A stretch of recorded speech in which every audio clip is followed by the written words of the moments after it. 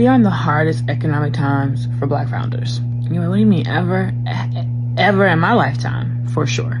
I have no less than at least 12 to 15 Black founders who have told me personally, who I know have hit the $1 million mark, that this has been the hardest year in business, they have no sales or run out of money, or they're closing, or they're about to close.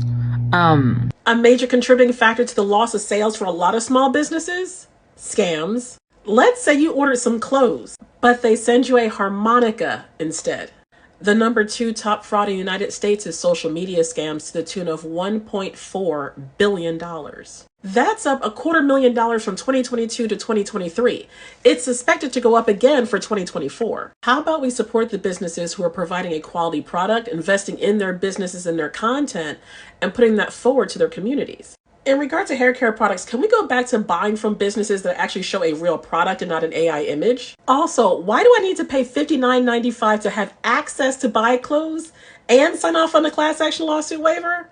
A subscription to toilet paper, I understand. And yes, this is a Black-owned business. Let's support the Black clothing brands and not the businesses stealing their content. Banks aren't reimbursing like they used to. I don't want an education, I want my money. Let's support our Black-owned bookstores, shop with the businesses that we want to support, and talk about the shady businesses to avoid.